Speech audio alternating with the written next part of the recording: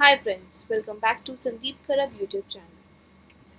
दोस्तों, आज हम बात करेंगे DSSB का जो एग्ज़ाम हुआ था 22/4/2025 को जूनियर लेबोरेटरी एनालिस्ट का इवनिंग शिफ्ट, उसके जर्नल अवेयरनेस के पोर्शन के बारे में। तो दोस्तों, करते हैं क्वेश्चंस को बिना टाइम वेस्ट किए। तो दोस्तों, पहला क्वेश्चन हमारा, the white tiger which won the man Booker Prize in 2008 is authored by White Tiger, The White Tiger, जिसने 2008 में मेन बुकर पुरस्कार जीता, के लेखक हैं। तो दोस्तों, इसके लेखक है, ये नोवेल है, इसके राइटर हैं Arvind Adiga. Option 4 is the right answer. ये जो स्टोरी है ये अबाउट बलराम हवाई के बारे में है। वो एक पुअर मैन होता है, बहुत ज़्यादा गरीब आदमी होता है, ग्रामीण युवक होता है, जो बहुत ज़्यादा डिफ़िकल्टीज़ के बाद एक सक्सेसफुल एंटरप्रेन्योर बन जाता है। ठीक है, उसके बारे में ये बुक है। और इस बुक के अंदर बहुत सारी थीम्स एक्सप्लोर की गई है, जैसे कि पॉवर्टी, करप्शन, सोशल क्लास के बारे में बात की गई है, द स्ट्रगल ऑफ फ्रीडम के बारे में बात की गई है इन मॉडर्न इंडिया। ठीक है, तो answer 4 is the right answer. आगे बढ़ते हैं। Question number 2, match set 1 and set 2 correctly. Salary of जजेस, जजेस की सैलरी, अपॉइंटमेंट ऑफ ADHOC जज, ठीक है, location of the supreme court to be the court of record. चलिए बात करते हैं। देखो, जो आर्टिकल 125 है, ठीक है, वो बात करता है सुप्रीम कोर्ट के न्यायाधीशों की वेतन और भत्ते से संबंधित, यानी कि सैलरी ऑफ जजेस। इसके आगे आएगा ए। फिर बात करते हैं आर्टिकल 127 की। ये बात करता है कि अगर सुप्रीम कोर्ट में न्यायाधीशों की जो संख्या है, अगर वो पर्याप्त नहीं है, कम है, तो इस अधिनियम के तहत न्यायाधीशों की नियुक्ति की जा सकती है। ठीक है, आर्टिकल 129 कहता है सुप्रीम कोर्ट को एक अभिलेख न्यायालय घोषित करता है। ठीक है, कोर्ट ऑफ रिकॉर्ड घोषित करता है ये, यानी कि ये अगर इसका अपमान होगा सुप्रीम कोर्ट का, तो ये अपमान के मामलों में सज़ा दे सकता है। तो ऑप्शन डी होगा इसका, और इसका होगा 127 का आर्टिकल 130 बोलता है सुप्रीम कोर्ट के मुख्यालय या स्थान को निर्धारित करता है। ठीक है, supreme location of the supreme court. तो आंसर होगा इसका CDA 1 का, 2 का।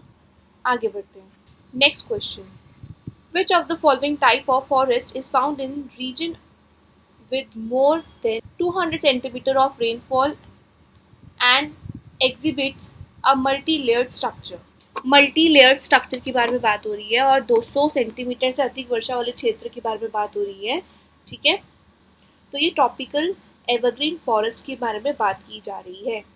Tropical evergreen forest, option 3 is the right answer.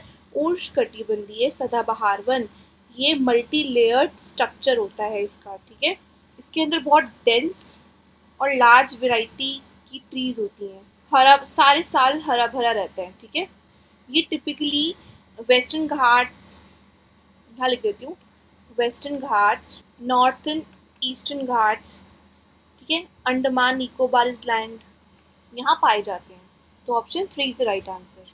Next question, who among the following freedom fighter founded the Indian home rule society, India house and the Indian sociologist in London?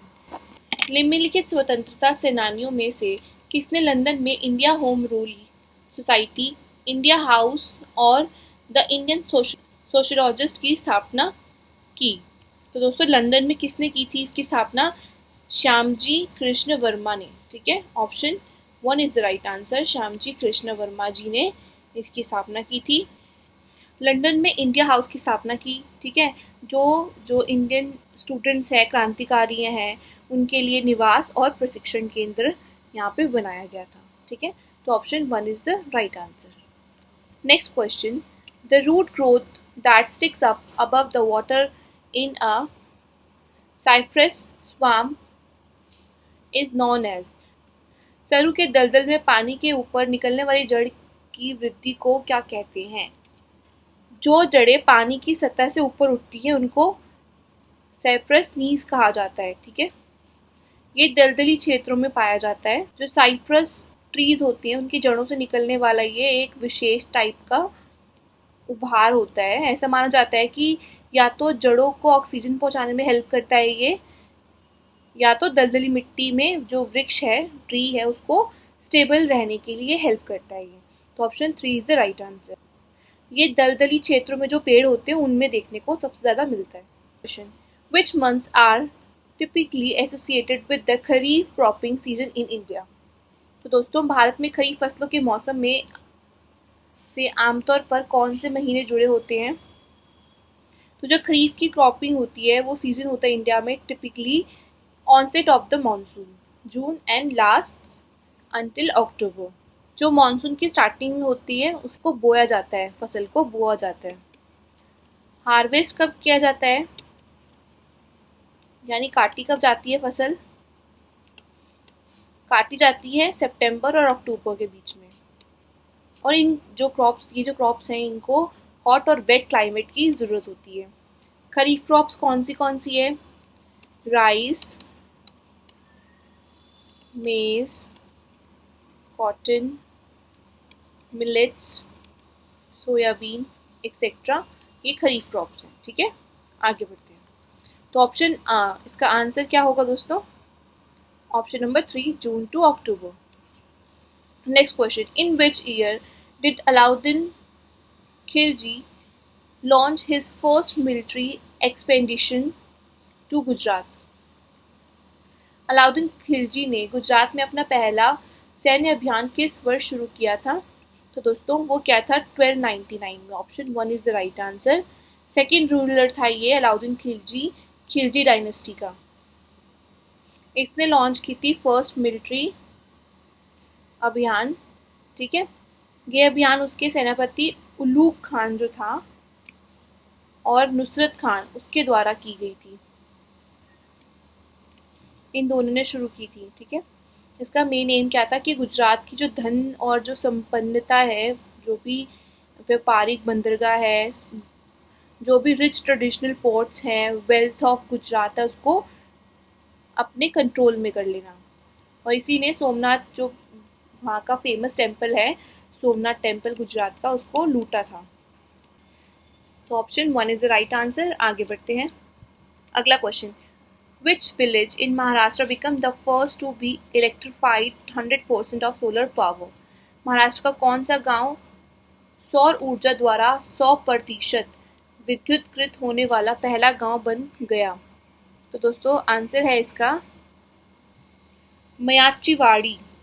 Option 3 is right answer, Mayachiwadi. ये 100% पहला राज्य है जो solar power से विद्युतकृत होने वाला गांव बन गया है। इसे सोलर विलेज भी कहा जाता है। ये अगस्त 2022 में शुरू की गई थी। ठीक है, इसके तहत सारे सोलर पैनल, सोलर पावर्स संचालित किए गए और बनाए गए और लगाए गए। इसमें गांव में हर घर में स्ट्रीट लाइट, स्कूल, पंचायत और जो ऑफिसेज हैं, जलापूर्ति प्रणाली या आटा चक्की है, ये सब कुछ इसी ऊर्जा के साथ चलती है। और जो विलेजर्स हैं उनका जो बिल आता है वो भी 0 आता है। Next question, in which of the following state is primitive subsistence farming known as podu penda? तो दोस्तों निम्नलिखित में से किस राज्य में आदिम निर्वाह खेती को पूडू या पेंडा के नाम से जाना जाता है? तो आंसर है ऑप्शन नंबर 3, आंध्र प्रदेश में जाना जाता है पूडू और पेंडा के नाम से। ये शिफ्टिंग कल्टीवेशन होता है। ठीक है, स्थानांतरित ऋणीय प्रणाली होती है, ये खेती होती है एक तरह की। जंगल की जमीन को काटकर जलाकर साफ किया जाता है इसमें। फिर उस पर मोटे अनाज जैसे दालें, सब्जियां ऐसे उगाया जाता है। मोटा अनाज उगाया जाता है, उस पर दाल उगाई जाती है, सब्जियां उगाई जाती है, जो कि सिर्फ घरेलू यूज़ के लिए यूज़ होता है। और 1-2 वर्ष के बाद ये भूमि, जो लैंड होती है, इसको खाली छोड़ दिया जाता है और नई ज़मीन पर खेती की जाती है। उड़ीसा में इसे बेवर कहते हैं, झारखंड में कुर्रम, और जो ईस्टर साइड है भारत का, वहाँ पे झूम कहा जाता है इसे। Next question, what is the primary objective of the prime minister धन धान्य कृषि योजना introduced in the union budget 2025? केंद्रीय बजट 2025 में शुरू की गई प्रधानमंत्री धन धान्य कृषि योजना का प्राथमिक उद्देश्य क्या है? ये 2025 में शुरू की गई है, ठीक है। यूनियन बजट 2025 में इसको इंट्रोड्यूस किया गया है, इस वाली योजना को। इसका उद्देश्य है to enhance agriculture productivity in 100 low productivity districts. Option 4 is the right answer, कि 100 कम उत्पादकता वाले जिलों में कृषि उत्पादकता बढ़ाना, फसल की पैदावार और मतलब जो डाइवर्सिटी है उसमें वृद्धि करना, पंचायत ब्लॉक स्तर पर फसल के पश्चात जो भी भंडारण होता है उसकी जो सुविधाएं हैं उसको एक्सपैंड करना, सिंचाई की सुविधा में सुधार करना, किसानों को ऋण मतलब लोन प्रोवाइड करना। तो 1.7 करोड़ किसानों को इससे लाभ मिलने की उम्मीद है। Next question, the existence of a high growth rate along with high employment rate is called. उच्च बेरोजगारी दर के साथ उच्च विकास दर के अस्तित्व को कहा जाता है दोस्तों, उसको कहा जाता है jobless growth. Option 3 is the right answer. Jobless growth एक ऐसी सिचुएशन है जहाँ पर जो कंट्री एक्सपीरियंस करती है high GDP growth rate, but जो अनएम्प्लॉयमेंट रेट होता है वो भी सेम ही होता है, इवन इसका इंक्रीज भी हो सकता है अनएम्प्लॉयमेंट रेट, ठीक है। तो इसी को कहा जाता है। Which rocket was used to launch Sunita Williams' Boeing Starliner capsule in May 2024?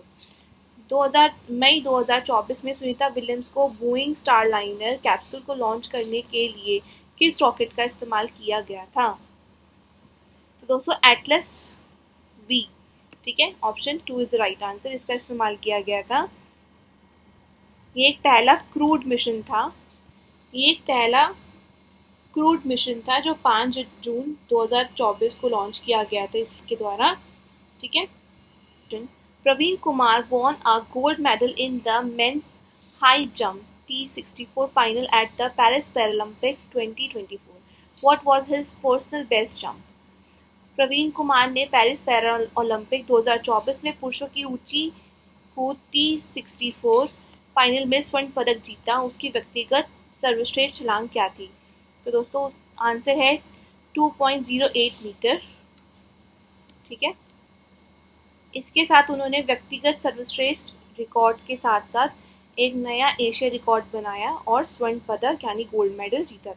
Next question, which of the following articles of the Indian Constitution says that the directive principles are not enforceable in any court of law in India but are fundamental in the governance of the country? भारतीय संविधान के निम्नलिखित में से कौन सा अनुच्छेद कहता है कि निर्देशक सिद्धांत भारत के किसी भी न्यायालय में लागू नहीं हो सकते लेकिन देश के शासन में मौलिक हैं? तो ये कहता है आर्टिकल 37। ये जो नीति निर्देशक तत्व हैं ये न्यायालय में लागू नहीं किए जा सकते, ठीक है। और ये देश के शासन की मूल आधारशिला है, फिर भी इसके बाद भी सरकार को नीति और कानून बनाते समय इन्हें ध्यान में रखना बहुत इम्पोर्टेंट है। तो आर्टिकल 37 ये बात बता रहा है आपसे। आगे बढ़ते हैं। Question, the conjugate acid of NH3 is संयुग्मी अम्ल है NH3 का। तो दोस्तों आंसर है ऑप्शन नंबर 2 NH4+। जब एक बेस यानी शार्क एक प्रोटॉन को ग्रहण करता है, ठीक है, तो उससे बना यौगिक उसका कॉन्जुगेट एसिड कहलाता है। मेंडेलियन विकार आनुवंशिक विकारों की एक श्रेणी से संबंधित है। निम्नलिखित में से कौन सा कथन मेंडेलियन विकारों का सही वर्णन करता है? तो दोस्तों ऑप्शन है इसका ऑप्शन नंबर 4 आनुवंशिक विकार जो एक जीन में उत्परिवर्तन से उत्पन्न होते हैं और वंशानुक्रम के नियमों का पालन करते हैं। जो मेंडेलियन विकार होते हैं वो आनुवंशिक रोग होते हैं दोस्तों, ठीक है। तो ये आनुवंशिक विकार होते हैं, तो option 4 is the right answer. अगला question, as of April 2024 who is the president of European Commission who visited New Delhi in February 2025? April 2024 तक यूरोपीय आयोग के अध्यक्ष कौन हैं जिन्होंने फरवरी 2025 में नई दिल्ली का दौरा किया? तो आंसर है दोस्तों option A is the right answer, option 1, Ursula von der Leyen. इन्होंने विजिट की थी फरवरी में 27 और 28 फरवरी को 2025 में, ठीक है, during her second term leading the college of commissioners. Next question, which of the following is are the condition for acquiring Indian citizenship? इनमें से कौन सी भारतीय नागरिकता प्राप्त करने की शर्तें हैं? तो दोस्तों आंसर 4 है, बाय बर्थ होना चाहिए, वंश के आधार पर होना चाहिए, ठीक है, स्वाभिवीकरण होना चाहिए और रजिस्ट्रेशन यानी पंजीकरण होना चाहिए उसका। और ये भारत की नागरिकता अधिनियम 1955 के अनुसार है। ये अगर आपको इंडियन सिटीजनशिप चाहिए तो आपको ये 4 चीज़ें चाहिए ही चाहिए। आगे बढ़ते हैं। Which marble has been used in the construction of Taj Mahal? Taj Mahal के निर्माण में किस संगमरमर का उपयोग किया गया है? तो दोस्तों किया गया है मकराना मार्बल का, ऑप्शन 3 इज राइट आंसर। ये अपनी शुद्ध सफ़ेदी और कठोरता और मजबूती के लिए ज़्यादा फेमस है ये मार्बल। मुगल एम्पायर था जो शाहजहां, उसने चूज़ किया था इस मार्बल को। ये समय के साथ पीला नहीं पड़ता और चमक बराबर रहती है, इसलिए शाहजहां ने इसका यूज़ किया था ताजमहल बनाने के लिए। आगे बढ़ते अगले क्वेश्चन की तरफ। निम्नलिखित में से किस ऊंचाई पर पर्वतीय जंगलों में चीड़ और देवदार जैसे शंकुधारी पेड़ प्रमुख हो जाते हैं? तो दोस्तों